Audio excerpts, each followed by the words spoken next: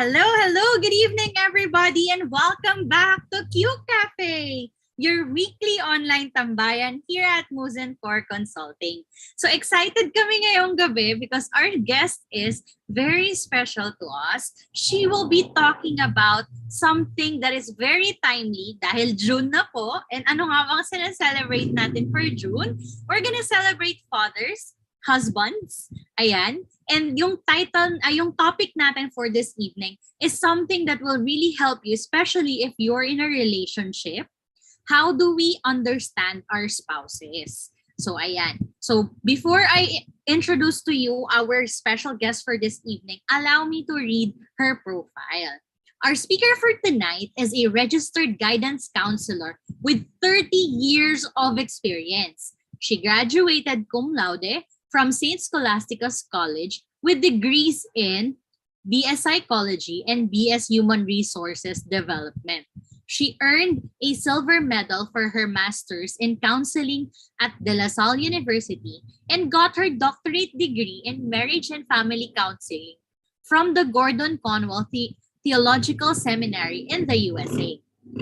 To share with us understanding my husband's top 5 needs, please welcome the helpful star of the YouTube channel, Adjusting Your Heart, Dr. Jeanette Yu-Chua. Hi, Doc Janet. How are you? Hi, good evening, Kate, and to all the viewers of QCafe. Welcome, welcome. We're so happy to finally have you here and sobrang excited kami sa segment natin, Doc, because we really want to know. Kasi diba they say, the women are from Venus and then the men are from Mars. Yes. Ibang-iba talaga. Diba? Ibang-iba yung perspective ng bawat tao, especially because of the difference in our gender. So, Take it away, Doc. I know a lot of us are ready with their pen and paper. May magno-notes pa nga. Yes. Very simple lang i-share ko the top 5 needs. And afterwards, it's just a short talk para you guys can also ask question. Okay? So let me share my screen. Wow. For the followers, okay, of Chloe, when they got married, lahat ng mga fans, nako, sobrang kilig to the bones. My friends, it's easy to get married, but it's not easy to stay married. So I hope that the 5 needs that I'm gonna share with you would be able to help you have a stronger relationship. But since ito yung topic nga, it's about husbands kasi Father's Day nga, next time na lang yung mothers, okay, or yung mga wives' needs. Okay, so actually, I got this idea from His Needs, Her Needs by Dr. Willard Harley. You can check out his book. It's very, very insightful. He said that, ang ganda pa ng subtitle niya, Building an Affair-Proof Marriage. O, di ba? Ang ganda-ganda. So, I have one tip before I'm gonna share the top 5. Put your spouse first. Not the kids. Because usually yun ang temptation eh. Pag once may kids ka na, lahat ng energy ko, lahat ng time ko, napupunta sa kids. And then sometimes we forget our spouse's needs. Or sometimes we have to take care of our parents, sometimes friends, our career, our hobbies. Hindi na first ang husband natin, okay? So, or the wife. So, please put your spouse first. Because the best gift that you can give your children is a strong and happy marriage. And neglecting your spouse's needs might lead to infidelity. That's why ang subtitle niya is Building an Affair-Proof Marriage. So one of the top 5 needs, take note, these are based on surveys. They surveyed, okay, a lot of people and they came up with this top 5. The first one, and actually, at the end, I'm going to show you the top 5 needs of a wife, of a woman. Sobrang iba. Walang nagmatch, okay? So I hope you listen carefully. And then for the women naman, you can check out naman the YouTube channel. His needs. The first will be sexual fulfillment. Men feel loved after sex, while women needs to feel loved to want to have sex. That's why for the guys, it's a need.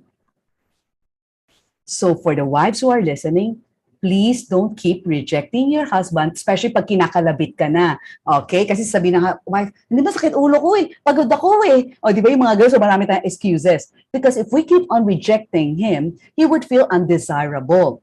And syempre, sometimes nandun yung temptation, what if naku may mga nagrepresenta pala sa kanya na somewhere out there na na-meet niya, di ba? So couple has to agree on the frequency of love making. It would vary on your age, okay? The age group. Syempre, the younger you are, the more sexual energy, okay? So please talk about this. Huwag tayong mahiya. Sometimes kasi maski mag-asawa, where parang feel natin nakakahiyang pag-usapan, but it's good to be able to ask each other, okay, how often would you want us to make love? Tapos, let's say, iba yung number. Let's say, for the husband, kasi bata nga siya, everyday. Tapos sasabihin ni wife, naku, hindi ko yata kaya everyday, sobrang pagod na ako noon. Then you guys have to just meet halfway. And the husband would also want the wife to initiate. So for the wives, you can buy some sexy lingerie, dapat perfume, bago ka matulog, mabago ka na, maligo ka muna, okay? And another problem, I think, here in the Philippines is the kids. Most of the kids sleep in the parents' bedroom. How could you have some privacy? Pero syempre, may problema pa tayo ngayon. Lahat ng bilihin tumataas, right? So we need to save. That's why one aircon lang. Because that's what we do in our family. I sleep with my parents growing up all the way. Kasi nga, tipid. But ito lang suggestion ko. Let's invest in our marriage and in our family.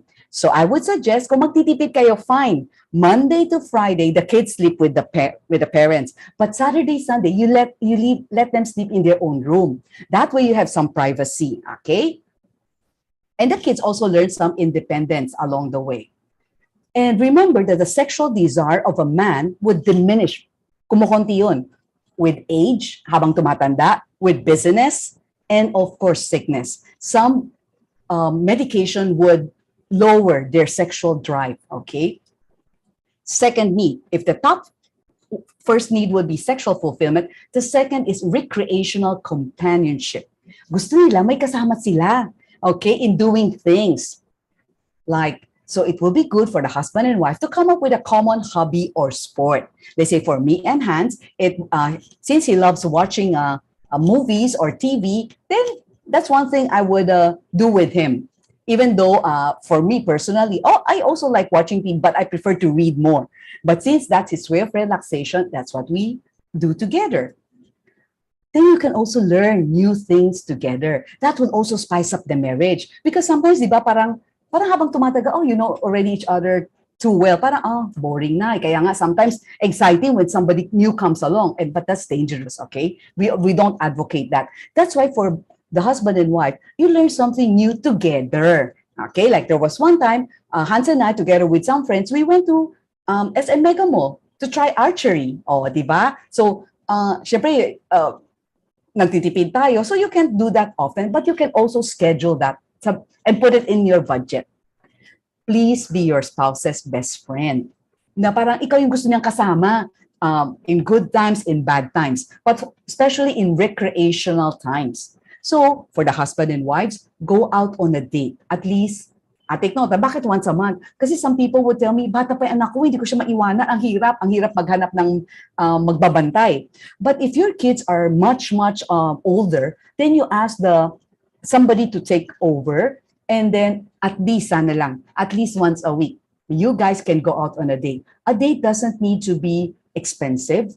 The point is magkasama kayo. So you can be very creative, like you can go on walks together. Just kunyari, you can eat in the fast food, okay? Tapos mag-splurge lang kayo kunyari during anniversary, during birthday, special occasions, and learn to love and have fun together. So second need yan, first will be sexual fulfillment. Second is recreational companionship. Number 3, okay, these are some pictures that we do. This was taken during the pandemic. We went to Luneta, diba parang sa Manila Bay, okay? So we went to a restaurant na alfresco kasi during pandemic time yan. One time, okay, we joined the Chiang Kai-shek Fun Run. You can travel and make memories together. Of course, since my budget, we can always go abroad, right? So you look for places in the Philippines. This one, na naka-Spanish costume kami, that's only in Bulac, I think, Batangas. It's Villa Tortuga. We stayed for one night, overnight, and then they have costumes that they can let you wear and just take pictures. And it's mas economical kasi it's somewhere lang in Manila, okay? Third, attractive spouse. My friend, it's a need. They want somebody na parang may trophy sila na pinapakita.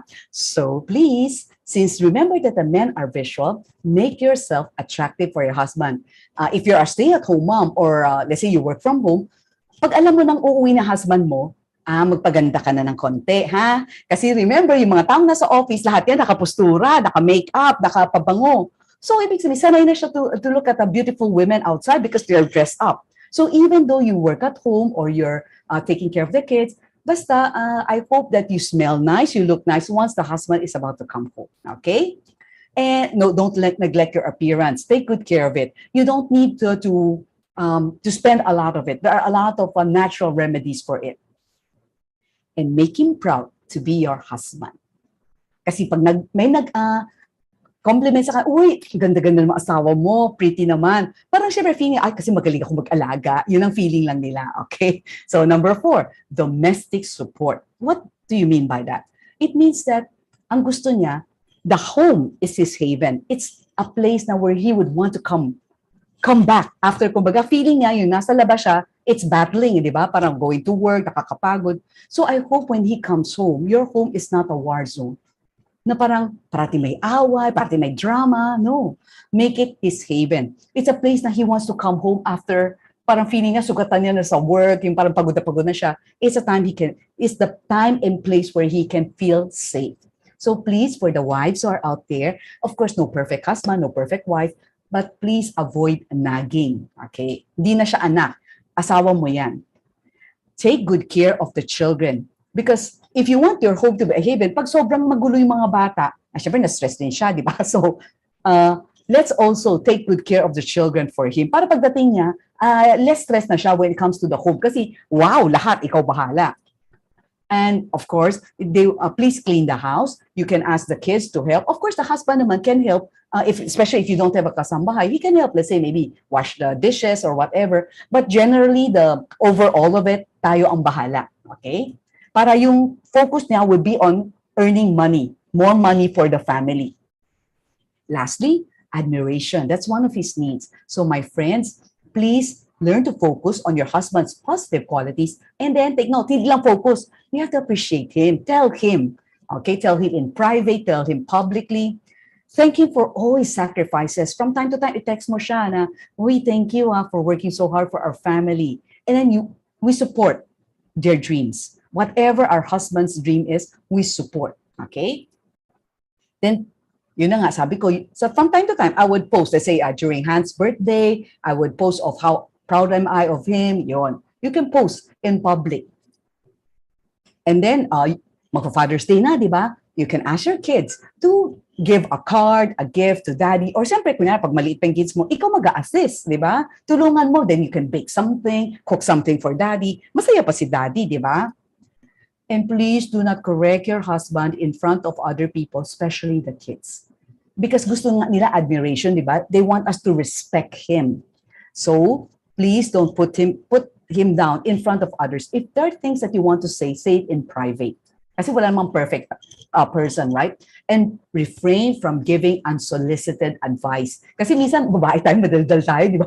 Parang, may nakita ka, marami kang gustong sabihin. But what I'm saying here is not that we don't talk, we don't share our opinion, but we refrain from giving unsolicited advice, especially pag feeling mo hindi siya ready. Pag ready na siya, and then, or he asks for it, oh, what do you think about ganito? And then you can share. Or sometimes, pwede kang magtanong, can I give some unsolicited advice? Okay, can I share something? Ayun. Pag sinabi, okay, then okay na. Pag sabi niya, no, please don't, kasi medyo down ako ngayon. And then to. Okay? So, here's a picture. What's the difference between negative criticism and constructive criticism? Negative criticism is this. Tingnan mo yung first cut. I'm telling him, the fish stinks. That's not good. Because when you put him down, in the future, wala na siyang confidence to buy a fish. So he's not gonna help. Sabi niya, mas magaling ka pala. Di ikaw na lang lahat bumili. Di nadagdagan naman stress mo. Kasi ikaw na naman gagawa. Instead, you can use constructive criticism. Like, no, let's ask him to be more careful the next time he buys fish. Then you can give some tips on how to buy a fresh fish. Okay, next. You can also use the feedback burger, or we call it the sandwich style. Start with a positive feedback, then a constructive one, and end with a positive feedback. Actually, this is also advocated in the Bible. Speak the truth in love. Do not be tactless. Do not be brutally frank. No, it hurts people. And you can use this feedback burger style to anyone, whether your kids, your colleagues, anyone, okay? Do this in private. And then you use I statement. Ako, I felt bad when you did this, or I felt hurt. Ayun. That's an I statement. Hindi, ikaw wala kang kwentang asawa, parati kang ganyan. No, mag-aaway yan. Because when you use I statements, you are not attacking that person. You're just sharing what you feel, what you think. So the other party, especially your husband, would be less defensive. And avoid using never or always. You're always like that, or you're never like that. No, that's too much for them. And be specific what you want them to change or why you got hurt or angry. So, sample let's say I have a fight with Hans, but I want to share what I'm feeling. Please don't share it at the height of your anger. Walang kwenta. Medyo mataas boses mo, magkakaroon kayo ng shouting match. Away lang yan.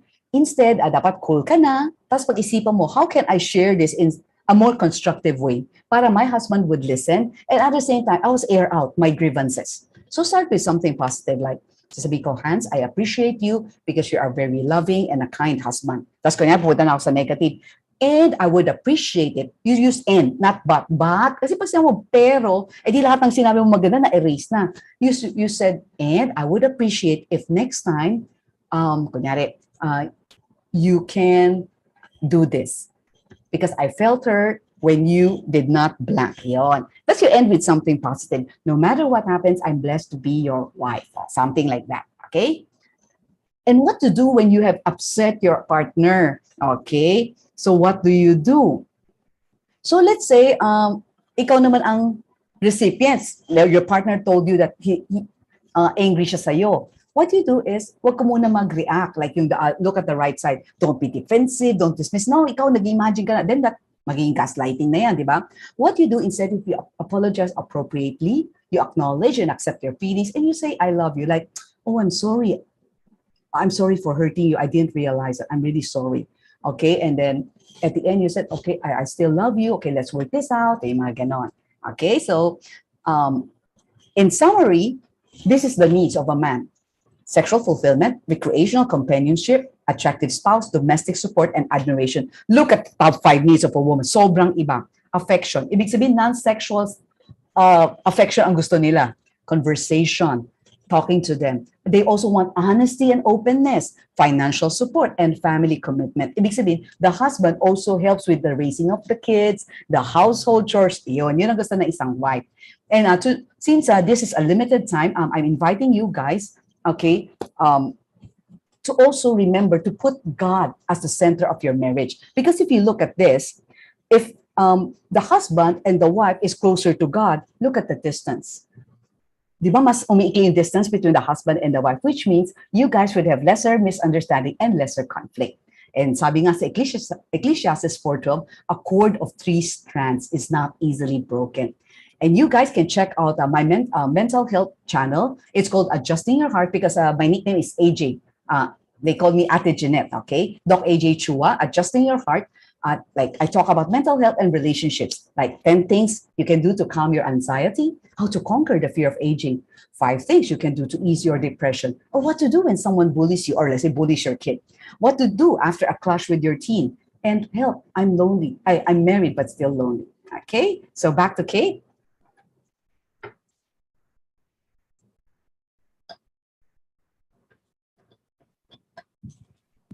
Hi, Doc. Grabe.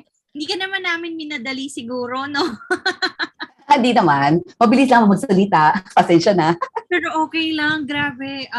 The information was really, oh my gosh ako na tas, oo nga no. May mga ganon talaga. Siguro nga talaga, no? We fail to see these things kapag tayo yung nasa loob. When we're in the relationship, hindi yun yung una natin iisipin because feeling ko kasi it's more of like ako anong mararamdaman ko, ganon.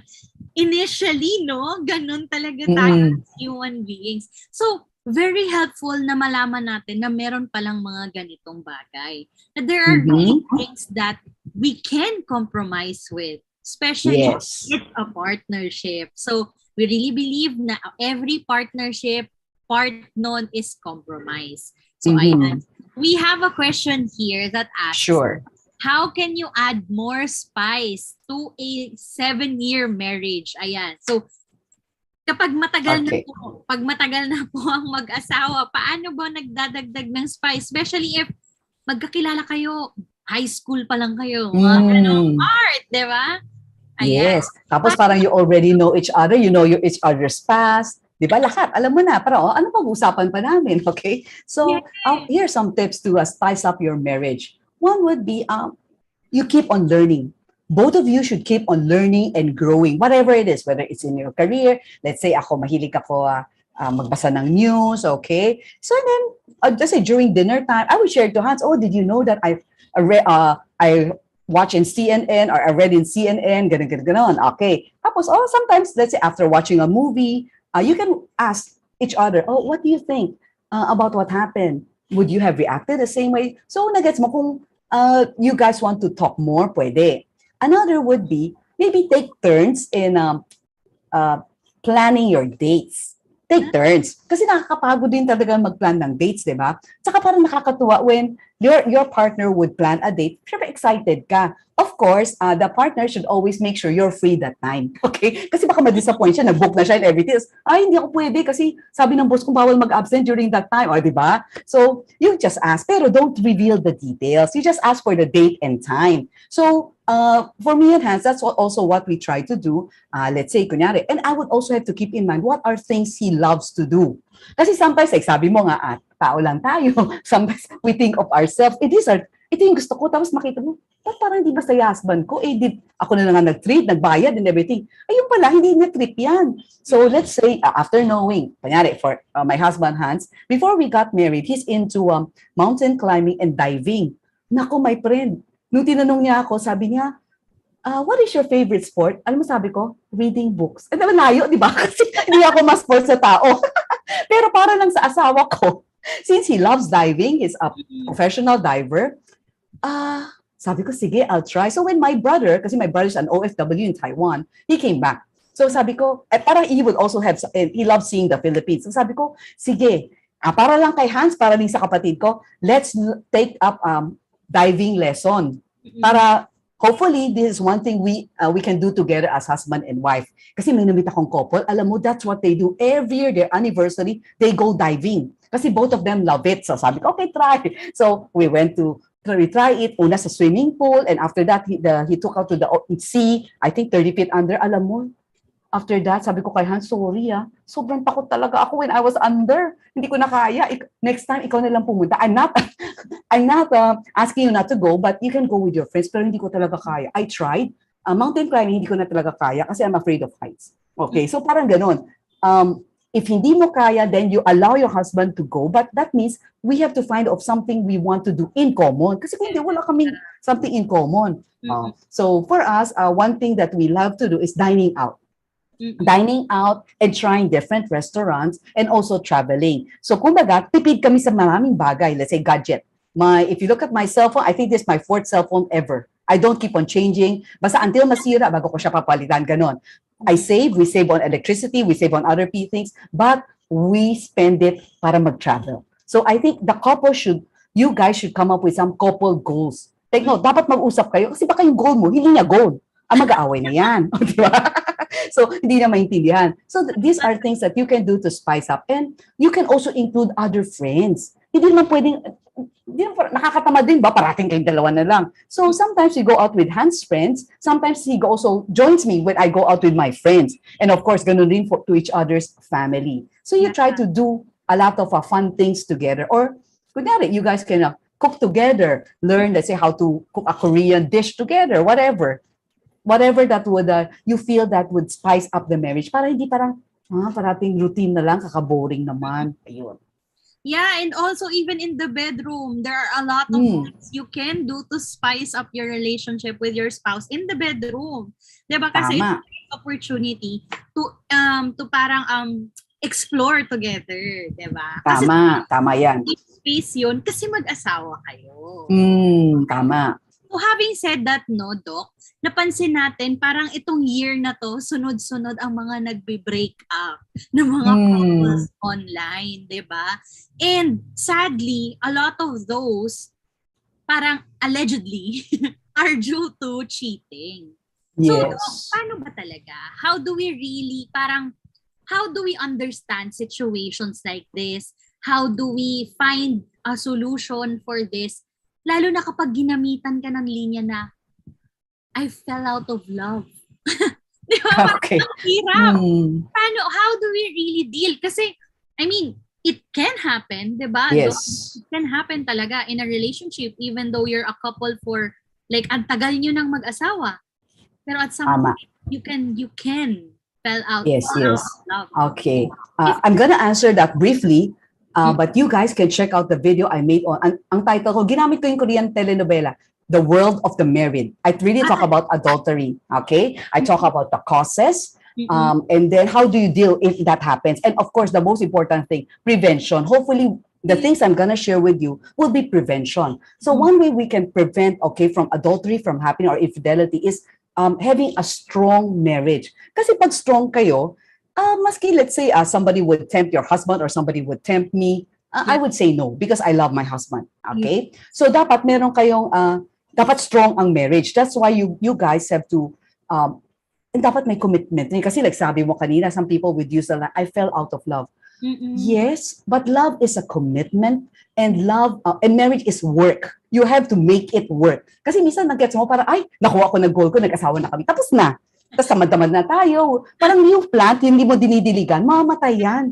Marriage is like a plant. You have to keep on watering it with love, attention. Kasi kung hindi, For instance, for the guys, usually it's physical adultery. For the women, it's emotional adultery. Bakit?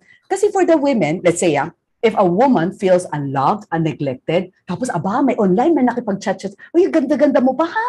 40 ka na, pati mukha ka 25. O, di ba, tuwan-tuwa ka. Tapos, yung mga ganun, bas bola-bola pa. Or it could be somebody in the office. Di ba? People that who pay you attention, tapos yung asawa mo, hindi ka ba lang papansinin, pag uwi, parati nasa trabaho, or parati nagka-gadget na lang, hindi ka pinapansin, o di ba? So, you feel unloved. Tapos yung mga guys naman, yeah, sometimes maybe we neglected their sexual needs or whatever. But take note, neglecting a spouse's need is not okay. It's not a warrant for him or her to commit adultery. No. Yes. Okay? You guys can talk about this. Let's say, may mga needs ka na hindi na-meet. You guys can talk nicely using the sandwich and then yung gitna say, and can I have a request? Kunyari, one of your need is hindi ka kinakausap. Can we spend time talking, maski 10 minutes before we go to sleep? Nagets mo? Very specific ang sinabi ko. 10 minutes kasi parang siya matakot. Kasi pag sinabi mo, can we talk? Mamaya kala, away mo siya, 1 hour, hindi mo na kaya. But you start small. Okay? So, infidelity can be prevented also by kunyari, you guys spending time together and when kapag kailangan, let's say, mag-travel alone, always make sure, let's say, if you, whoever it is na kailangan mag-travel for business, for work, you have to call home, you have to make sure na nagets mo, parang may connection pa rin kayo. Kasi sometimes, wala ka sa tabi. Siyempre, parang will be other men, other women. So, I think it's also, dapat pinag-uusapan na to before pa mangyari. Kaya for me, I already told my husband that, of course, we hope this won't happen. We're trying to build a stronger marriage. But I told him upfront, I said, if one day, ako or ikaw ang nangaliwa, let's separate first. Take note, physical separation. Why? I would advocate this to those who are undergoing through this problem. Bakit? Kasi may mga martyr na wife or husband. No matter how many times that every party would do this, tapos magsasorry for forgive, tapos babalik, tapos mangaliwa for forgive. It's a cycle. Yes. But this time, what I'm gonna advocate is physical separation, hiwalay, out of the house. Kung sino may kasalanan siya yung out of the house. Okay? Kunyari, asawa ko, out of the house ka. Pero my goal is what? Reconciliation. But reconciliation is never possible if there are always 3 parties. Nag-so parati kung may third party, ang hirap. Hindi marriage yan, okay? So, kunyari, pinalayas ko asawa ko. Ang point is para mag-isip siya. Makapag-isip-isip siya. And then, let's say, gusto niya akong balikan. No, I'm not gonna accept him immediately. My conditions, number 1, bitawan mo yung kabit mo. And I would need proof for that. Okay, bibitawan mo yan. Tapos, both of us have to undergo counseling. Ibig sabihin, may problema ang marriage. So, we have to undergo marriage counseling. Take note, both of us, okay? Siyempre siya, kailangan pa rin niya ng individual counseling regarding bakit siya nagpo-fall ka agad, yung mga ganon. Ako naman, kakausapin din dapat ang counselor, bakit ko na inaalaw? 10 times or 10 years na pala nangyayari to, o di ba? So may problema ang marriage. So pag-uusapan. Tapos kung medyo okay na, that's the time na magsasama kami ulit. But remember, we can forgive, but it takes time to earn back the trust. Okay? So kaya in the first place, to all the viewers, please do not break that trust. Kasi ang hirap-hirap. But I still believe in people who, the people can change. But dapat yung part that whether the husband or wife should be willing. Tapos dapat transparent. Ayun, di ba sabi ko na parang one way, let's say for me and Hans, we know each other's passwords. Anything, whether it's the cell phone, the laptop. Kasi if you are transparent, ibig sabihin, alam mo na, anytime pwede mag-check si Jeanette. Kung wala kang tinatago, ba't ka matatakot? So wala rin tinatago. So anytime he wants to check, he can check it out. Okay? In a way, that also prevents adultery. Yeah. Grabe, no? Totoo talaga kasi yung mga ganong sitwasyon. It will come at some point. So if hindi talaga strong yung bond ninyong mag-asawa, if the marriage is really, shaky to begin with, talagang magfa-falter talaga. Meron ditong scenario, Miss Doc, na sabi niya dito, my husband is the type who will vent, confront, and say nasty things when we're having a misunderstanding. How can I help him manage his anger when I'm the type who keeps silent when I'm upset? Oh, total opposite yung mag-asawa. Oo. Okay, kaya dapat mag-usap sila kapag hindi na sila galit. Okay, like for instance, syempre nakaka-hurt naman when your spouse would say nasty things to you out of anger. Tapos pag nag-sorry, sorry pero galit lang kasi ako eh. Pero nasaktan ka na, di ba? Yes. So, these are some tips, okay, that you guys can set before you have a fight. Okay, so dapat pag-usapan, honey, can we talk about maybe things that we can do para kapag nag-away tayo, hindi siya mag-escalate. Sample, So, kunyari, these are the suggestions I would give to couples. Better not talk when you're angry. And we practice that as husband and wife. Kasi pag nagalit tayo, nag-guess mo that I'm also gonna share with you guys that actually anger is a secondary emotion. But ang totoong first emotion, alam mo ano? Na-hurt ka. Na-hurt tayo. And pag na-hurt tayo, we want to lash back. We want lash out in anger. Yung iba nagmumura, yung iba mananapak, o di ba? Tapos in the end, maraming consequence yan eh. Di ba nangyari yan kay Will Smith?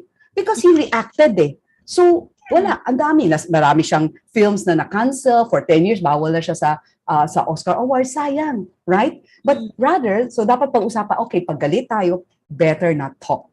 Mag-usap tayo pag cool na tayong dalawa. That's one rule that you guys can maybe implement. Another would be is, when you really need to talk, no name calling, walang, you're so stupid, you're so parang ugly, you're the worst wife or husband ever. Wala mga ganun. That's name calling, okay? Kasi paski mag-sorry ka, the hurt, okay, the damage has been done. So, and then no cursing.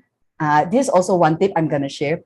No raising of voice, no raising of fist. Bakit? Kasi my friends, that would constitute verbal and physical abuse. Kasi tingnan mo pag sumigaw ka, ang tendency na kabila, sisigaw siya mas mataas. Wala na, shouting match na yan. At sometimes, hindi lang shouting match, bubugan na yan, sampalan na yan. It's not good. Alam mo, not only it's not good towards each other, kawawa yung mga anak nyo. Yung anak mo, either maging bully, or lalaki siyang, kunyari pag babae, ay okay lang pala binububog ng asawa, kawawa naman anak mo, di ba? So you don't allow this. That's why you talk about this. Okay, I'm hurt when you do this. Can you please avoid now when you're angry? Can you not say anything first? I'm open for suggestions, but please say it in a more constructive way. Tapos, okay, ito pa yung problema. Pag nag-away tayo, there are two kinds. Yung iba, they are very aggressive. Like itong husband na to, very aggressive, di ba? Yes. Merong iba, passive-aggressive. Ibig sabihin ko yan, yung tahimik, yung pasimple, kunyari, agalit ka ko. Pero passive-aggressive ako. Sige, tinatawag ang asawa. Kunyari, hindi ko narinig. May pinawag siya, nakakalimutan ko, kunyari. Pero actually, naalala ko, gumaganti lang ako. That's called passive-aggressive. Pero hindi pa rin magiging maayos yung marriage, di ba? Or we do, nakakatawa, Asians tayo, silent treatment. Hindi ka napapansinin. Ang problema, if you don't talk about the problem, hindi siya mawawala. Okay? Pero syempre, ayaw ko naman na everyday na lang may pinag-uusapan yung problema, nakaka-stress yan sa marriage. So what you do is, you pick your fights. Walang perfect marriage. Ibig sabihin, there are many things you don't like about your partner, but you don't say everything. You just choose. Ano yung pinaka-pina na naiinis ka? Yun, or it really bothers you or hurt you. Yun na lang yun. It takes time kasi for someone to change. Tapos ikaw din, dapat magbago ka rin. Okay? Pwede rin magsabi ng ganun, time out. Okay? Kaya mag-escalate na. Okay. Basta magsenyasan ako, time out, mamaya tayo mag-usap. Okay. Sasabihin ko, okay, pwede mamaya tayo mag-usap kasi medyo high blood na tayong dalawa. Let's talk later. Pero ang nakakatawa ganito, may mga tao, they need, sabi sa akin, 3 months daw to cool down. Paano na isa? The other person, kailangan niya immediately kasi kung hindi siya makakatulog. O di kawawa na yung partner. So sabi ko, you guys have to compromise. So maybe, let's say, pag nag-compromise na, okay, let's talk after mga 6 hours. Okay, pero at least, bago matulog, pwede na pag-usapan, something like that. So, nag-gets mo, a lot of things can be talked about. No need to keep on fighting. Communication talaga is key in every relationship. Mapa mag-asawa man yan, magulang, anak, lahat talaga. And talagang maganda magkaroon ng kagaya nga ng sinasabi kanina ni Doc, no? Yung pagsenyasan kayo o kaya you can have safe words. Yung pag sinabi ko yung cucumber, alam mo na, okay? Tama na. Tama, very good, very good. That's a very creative way. Have that. Kasi personally, ganon kami ng mom ko. Good. May word kami. Kasi ayaw ko naririnig ng mga pamangkin ko. So, hindi alam ng mga tao yung safe word namin. So, kapag sinabi ko yon, ay, okay, alam na niya, alam ko na rin. So Good. mga ganun, kasi especially if you're not just, hindi lang kayong dalawa yung Mm. pag nasa public place kayo, yung mga bugso ng damdamin ninyo. And ang maganda yung sinabi ni Doc kanina, no? Yung pagpili mo kung ano ba talaga yung mga battles. Di ba? Kumbaga. And I believe na you should really ignore small mistakes. Tama. Minsan, yun yung pinaghuhugutan pa natin eh. Sa 10 taon nating mag-asawa, hanggang ngayon hindi pa rin alam na ayokong nakataas yung seat ng inodoro. Kailangan Yes. Tapos hindi mo alam, ikaw pala na asawa, hindi mo alam na yun pala yung hugot niya. Yes. Really, no? It really has to be a two-way communication with the both of you. Kasi it's gonna be hard to understand people if we don't try to at least listen to them, no? Tama. Pero natutunan pagdating dun sa pagli-listen. Mm-hmm. You have to listen to understand. Tama. Not to reply, to respond. Kasi commonly tayo ganun eh.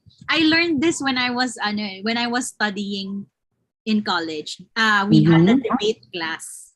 Sabi kasi sa debate, kailangan papakinggan mo kung ano yung sinasabi ng kalaban. Para lahat sinasabi niya, i-rebat mo. Ganon, diba? So parang ako, growing up, ang isip ko, dapat pala ganun. Para alam mo kung paano mo didepensahan yung sarili mo. Kung paano ganito, kung paano mo ipo-point out yung sarili mo. Yun pala, kapag real life scenarios na, and then kapag actual conversations you have with the people you love, and let's take note, with people we love. Kasi mas medyo toned down tayo pag mahal natin yung tao eh. Diba? We have to listen to understand the person, hindi para mag-reply. Kasi minsan, they talk not because they want to hear something eh. Sometimes they just want to let it out eh, no? Tama. Ayan, before we end our show, Doc, we have one more question here. Sure. Ayan, it asks, how can I make my spouse make me feel loved? Ang gandang tanong nito. Okay. Communicate nun, no, Doc? Halimbawa ako, I don't feel loved by my husband. Ayoko naman sabihin sa kanya na, hindi mo ba ako love?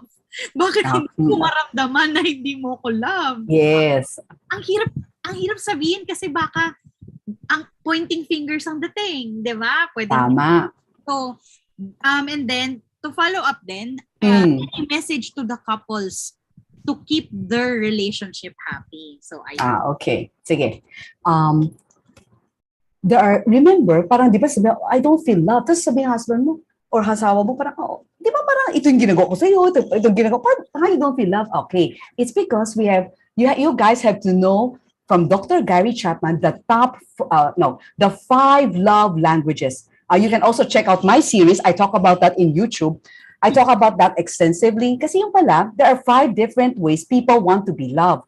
Dapat alamin mo, of course, these 5 are all important in a relationship. But every person, my top 2, okay, for instance, for me, my top 2 love language would be words and gifts. Ibig sabihin, I feel loved more when you talk to me, you compliment me, and you give me gifts. Maski small gifts, maski sabihin mo, nagbaon ka lang ng turon, yung ganon, ayun. But besides time and gifts, there are other ways to show love. Let's say for my husband, I found out my test. You guys can go to the internet, libre yan. Type ka lang, 5 love languages. May quiz yan, libre. Yung pala kay Hans, nung nag-test kami, sa kanya ibang-iba na patay.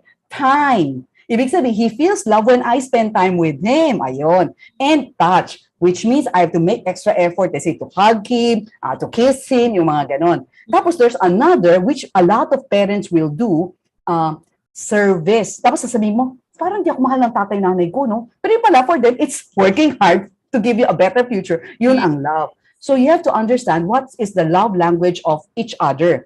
Tapos pag alam, so para pa simple, no? You cannot demand love. You cannot. Mag-aaway lang yan, okay? So what you can do, ito yung suggestion ko. Pasimple, sabi mo, uy, narinig ko na may free na quiz. Pwede mag-test tayong dalawa para para I can know how to love you more. Nagets mo? Yeah. Kasi sometimes sa tao tayo, gusto mo 50-50. I give 50, I demand 50. No. I heard from somebody else, 60-40. What does 60-40 means? If both spouse would think like this, I give 60%, but I only expect 40% pabalik. O diba? Di sobra-sobra nang umaapaw yung pag-ibig yung dalawa kasi the other gives 60% pero expect lang niya sa'yo 40 and vice versa. So instead of waiting for that person to make you feel love, you show your love first. You know, I'm gonna tell you, when you do that, the other party would make an extra effort to love you back the way you want. Kasi na-feel niya, uy, siyempre mahiya siya kahit konti. Di ba? You shower with him with love, you do everything, you sacrifice. Makita niya, ay, swerte-swerte ko pala, no? Tapos, ako rin. Naalala, sabi ng asawa ko, ito yung love language. Sige, gagawin ko nga, maski mahirap, o maski hindi ko love language. Yun. So, the additional tips that I would want to give to you, A, accept each other. Just accept. Do not, nag-gets mo, kasi sometimes we want our spouse to change it. No, we did not get married to change them. Accept them the way they are, okay? Yes. And focus on their positive qualities. Yung mga pangit nilang qualities, you still have to accept. Okay? Kasi I'm gonna tell you, sabi mo, ay, palitan ko asawa ko, mag-divorce ako, mag-annulment. Alam mo, same. Same banana. You get, okay, yung makukuha mo, ay, okay rin siya. Pero eventually, may mga pangit rin siya ugali. Walang perfect na tao. So, accept each other. B, bring out the best in each other. And C, communicate with each other. So, ABC, mabilis lang yan, ha? Yun. Okay? Back to Kate. Grabe, nakakatuwa, Doc. Kasi actually, I did that with a partner. Yung good. Maganda talaga siya kasi actually, feeling ko nga dapat onset ng relationship, yun agad ang dinidiscover. Tama. Kasi I think that it's really important that you understand talaga what is the need of your partner. Tas ikaw, what is your need? And then I've noticed, Doc, it changes over time. Yes, it can. Throughout the years. Pwedeng mag-change over time. I've noticed when I was younger, mas gusto ko yung touch. Mas gusto ko yung hinahag ako, yung words of affirmation, ganyan-ganyan. Pero ngayon, na I'm older, ganyan, iba na yung gusto ko. Mas gusto ko na yung time, yung quality time. Tama. So we really need to understand what is our need in that certain point of our lives then.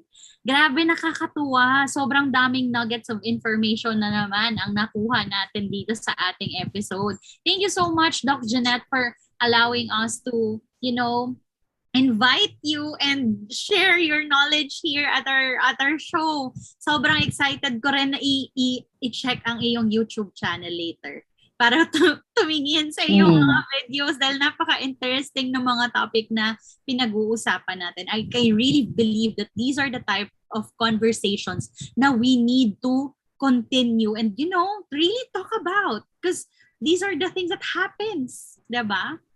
Ayan. So once again, thank you so much, Doc Jeanette, for joining. Welcome. Yes. Thank you rin. We hope we can get to invite you again for another segment. Ayan. Basta pag may time. Bye, Doc. Ayan. Bye. So guys, maraming salamat po for tuning in and watching here at QCafe. Isa na naman po ang episode ang ating natapos ngayong gabi. Excited po kami sa kung ano pa po ang ating pag-uusapan sa QCafe. Tune in next week, same time, same place here at Muzen Core Consulting YouTube channel.